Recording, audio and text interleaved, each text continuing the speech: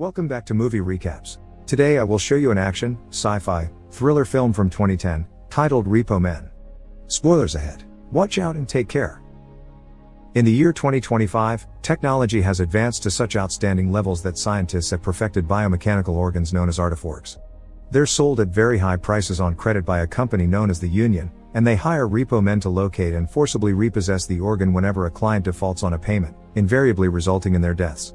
Remy is one of these repo men, as shown by the tattoo on his neck, and the best at his job. Tonight, he's waiting inside a house for his target to arrive, and when he does, Remy doesn't hesitate to interrupt the fun time he's having with a woman to tell him he comes from the Union before knocking him out with a special taser gun.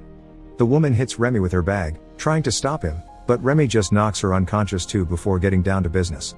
After putting on some plastic overalls to protect his uniform and headphones to listen to some music, he takes out his tools and proceeds to cut the man open to retrieve his artiforg, which he then washes and puts in a special sealed bag. The next morning, Remy starts his day at home with his wife Carol and his son Peter. After dropping Peter at school, he goes around the city, collecting artiforgs and leaving clients to die. Afterward, he goes to the Union headquarters, where he bumps against an employee dressed as a giant lung and stops by a table to have some coffee, making him visible to all the potential clients waiting to be assisted. He watches how his boss Frank Mercer helps one on the salesman convince a family to sign the papers with a flawless speech before going to the repo men's break room. In there, he finds Raymond Pearl, complaining about getting small jobs and reminding him that he's on probation for brutally attacking a woman in the subway. Frank suddenly interrupts them, telling Remy not to stay around the main floor much because he'll spook the clients. Then he takes him to another room to scan all the artiforgs he's collected during the day as they're joined by Jake Freiwald, Remy's best friend. He used to bully him at school, but then they went to war and fought together. When the war was over, they accepted a job at the Union because it was perfect for their skill set, and the recruiter told them they were protecting the healthcare system. Although they really didn't care about what they were protecting, they just had fun with the missions. After tasting each other for the laugh and getting called children by Frank, Jake invites Remy to have some drinks, which he accepts, but first he's got to stop by Carol's workplace and let her know. Carol scolds him for not having asked to be transferred to sales, and they insult each other before he leaves. In the car, Jake tells Remy he thinks Carol is trying to control him, and that the two of them will always be repo men, but Remy understands his wife's wishes. When they stop by the traffic lights, they use their special scanners on a nearby civilian and find out he's got an artiforg in him, so they tease him and remind him what happens if he doesn't pay. When the man runs away in fear, they just laugh. They make it to the bar and share a couple of beers, discussing the possibility of having to repo someone they know while Remy watches the bar singer, Beth, with intense attention. He returns to his house a few hours later and starts playing some music by T-Bone before getting closer to his wife, intending to have intimacy with her, but Carol turns him down. So instead, Remy goes upstairs to check on his son and talk about his day at school. Some days later, Remy is hosting a barbecue party in his garden when Jake asks him for a favor. He has a client coming in and he wants to repo him there. Remy doesn't like the idea at first, but Jake convinces him by offering half of the double commission he's getting out of it. A taxi stops in front of the house and Jake cuts its passenger open right there in the middle of the street, and he ends up being seen by Carol and Peter when they enter the house. Carol is furious that his husband has allowed this, so she tells him to choose between his job and his family before leaving with their son. Remy tells Jake he'll have to talk to Frank about it. Later at night, Remy and Jake go out to patrol and chat about the new M5 neural net, a new technology used to connect people with brain damage to an eternal dream. Their conversation is interrupted when Jake's scanner finds a nest, which is what they call a refuge for hundreds of customers who have defaulted on payments and are attempting to escape the country. After retrieving all their weapons from the car trunk, they go inside and start tasing as many people as possible. At first, they go down easily, but eventually they start to fight back. Jake has to deal with two customers by directly punching them or using a stun baton, and Remy finds himself in the middle of a hand-to-hand fight as well. He stabs all his opponents with a knife before going to look for Jake, who is being overpowered by a guy bigger than him. Remy knocks the guy out and ends up arguing with Jake, who thinks he didn't need help. The two of them return to Frank's office a couple of hours later with all the spoils, including 2 scanning jammers, which are used to avoid being found by the repo men's scanners. After putting those away, Frank tells them he's impressed and offers them the opportunity to become full-time raid captains, which Remy turns down. When he's about to ask for a transfer to the sales department, Jake cuts in and tells Frank they're good like this. After work is over, Jake reminds Remy that rules are important, and so it's enforcing them. He drops Jake at his place, then goes to take care of what he wants to be his last repo job, Jimmy T-Bone, a musician he's always admired. He finds T-Bone in his house working on some music and consuming a red powder, and when he mentions he's a fan, T-Bone asks him to help him finish the song before the repoing. Remy accepts, and when they're done, he also promises to take the track to the record company. Afterward, Remy asks him to lay down on the floor so he can take his heart. First he needs to stop it by using his defib unit, but when he puts the paddles on T-Bone's chest, the device malfunctions and Remy gets electrocuted, knocking him out for the third time in his life. He wakes up some days later in a hospital bed, with Jake and Frank in the room with him. Carol had been there too, but left before Remy could see her. After telling him this was the fault of a faulty shock unit, they deliver the most important news: Remy's heart has been replaced with an artifork. As Frank insults him by dropping his salesman speech, Remy tells them he doesn't want the artifork and gets out of bed, leaving the room as he finally manages to disconnect the machine in the middle of a hallway and bleeding all over the place. He's only able to take a couple of steps after that. His body soon gives in and he falls to the floor, realizing he has no other choice but to accept the mechanical transplant. When he's released from the hospital, the first thing he does is to go home, but he can't get inside because his wife has changed the lock. Carol comes over when he rings the bell and gives him a suitcase, saying he chose his job over his family when he took that last case. Remy goes to stay at Jake's, who receives him with drinks and an offer to hang out with some girls, but Remy would rather rest. He goes back to work a few days later, and his coworkers receive him with a little welcome party that includes a body dancer. Afterward, he takes up a case again, thinking he's ready. He breaks into the client's house and chokes him after he tries to defend himself. This leaves him unusually tired and with a high heart rate. When the time comes to take out the artifork, he finds himself with a trembling hand, unable to do it. He joins his fellow repo man at a bar a few hours later and pretends he finished his job, but when he hears Jake tell his story, he can't stop thinking about the client having a family. Distressed, he leaves the bar early. The next day, he waits for Carol and Peter at the entrance of their house, because this is the only way he gets to see his son. After hugging him, he tries to talk to Carol, but her only response is to give him an envelope with a notice saying he's behind on his heart payments.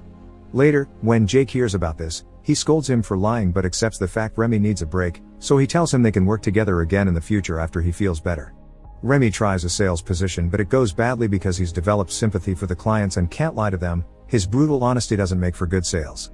He tries getting some extra money by betting on horses, but he isn't good at that either. When the final notice arrives in the mail, Jake takes Remy to a nest and even tastes a couple of people for him. However, Remy still can't do the job.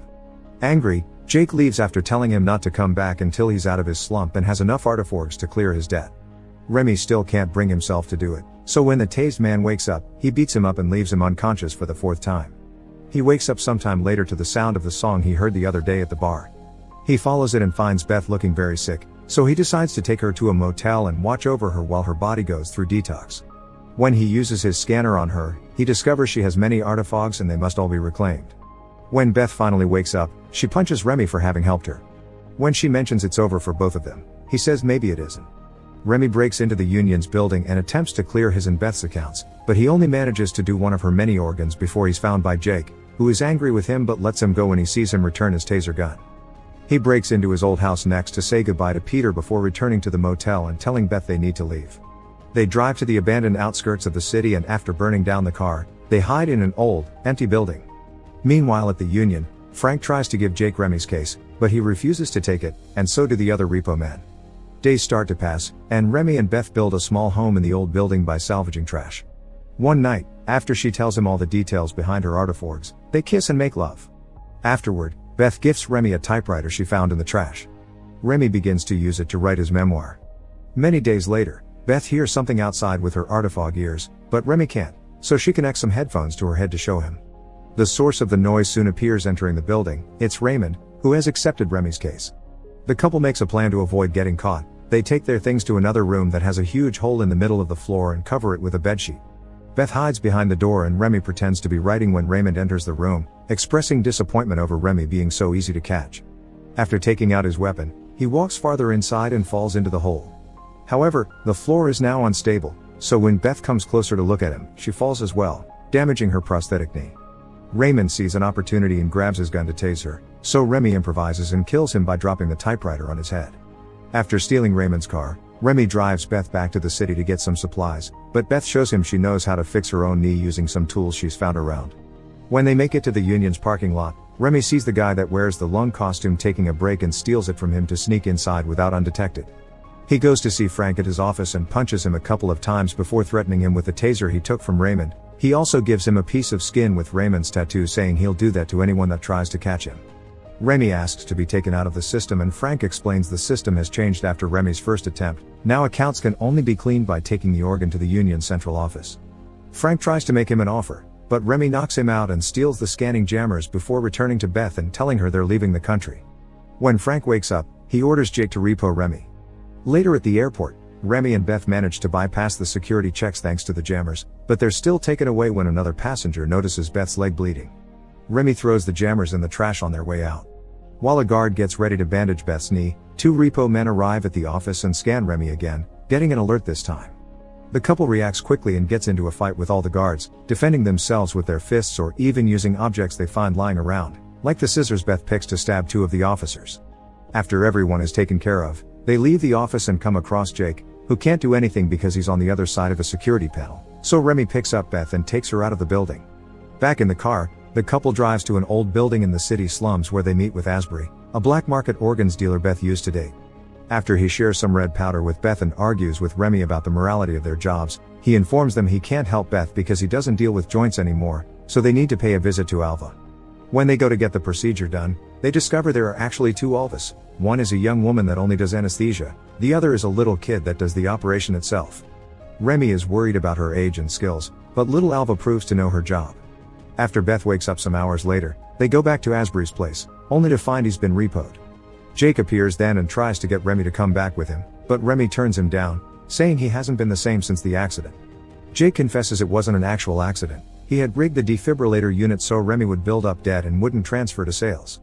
The 2 men start fighting hand to hand, and while at first it looks like they're on the same level, eventually Jake overpowers Remy and throws him through a wall.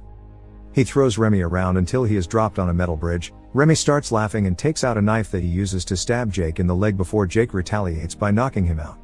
After various memories flash before his eyes, Remy is woken up by Beth, who had tased Jake and now tells him they need to run because a repo raid has arrived.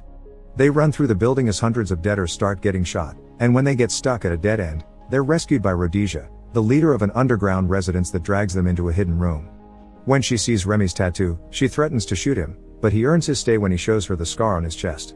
Nightmares don't let Remy sleep, so he goes out to check the damage, seeing all the fallen bodies in the building, including Alva's.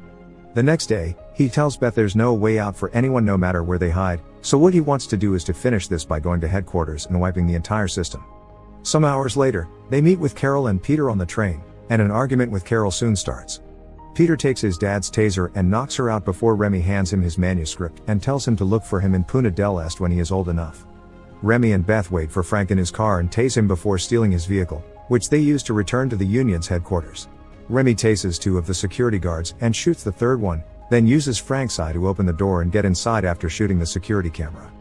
He and Beth rush inside and while trying to avoid getting caught, end up entering a lab filled with scientists working on artifacts. Most of them pay no attention to the couple, but there's one that just gets up and leaves through a door. Remy tries to talk to him, but the guards arrive then and start shooting indiscriminately, killing some scientists in the process. Remy and Beth leave through the same door the other guy used and find the hallway with the entrance to the union's database, but it's being protected by guards and repo men. A frantic battle starts then. Beth defends herself by using a fire axe she gets from the wall and Remy shoots the security guards with his gun, which he drops after he's done to grab his knives instead in order to fight the repo men hand to hand. He kills most of them easily, but when he finds himself on the floor surrounded by them, he asks Beth to pass him the hacksaw and uses it to finish the remaining men. Afterward, they use Beth's prosthetic eye to open the door to the database room and close it just in time before Frank and Jake arrive. They discover the server's only interface is an organ scanner, so the only thing they can do is start cutting themselves up and scan their artifacts from inside. After taking some of the red powder, they start the procedure, first doing Remy's heart and after sealing his wound, they do each of Beth's prosthetics as well. By the time Jake and Frank manage to get inside by using an artifact from one of the dead repo men, Remy is scanning the last of Beth's organs. Frank orders Jake to finish them, but when Remy says Beth's worth every job he's ever done, Jake decides to help. He kills Frank with his knife then hands Remy a syringe so she can bring Beth back to consciousness, and when the system asks for the scan artifacts to be put on the computer's tray, Jake puts 2 grenades in it and blows up the whole database. Now every client is free. Sometime later, Remy, Beth, and Jake are in Punta del Este, enjoying the beach while listening to T-Bone's last song. Jake's gotten his tattoo removed, and his memoir has been published by Peter under the name The Repossession Mambo. When Jake starts teasing Remy for his book, he suddenly disappears, and the sea flickers with static before going back to normal. It is revealed then that Remy is in a coma and he never woke up from the hit Jake gave him on the metal bridge at Asbury's place. It was Jake that used the artifacts from that raid to pay for Remy's heart and a connection to the neural network, He said his goodbye to him before taking care of Beth and finding Remy's manuscript in his bag. Now Remy will be happy in his dreams forever. Make sure to subscribe and turn on notifications so you can watch more videos like this. Thanks for watching.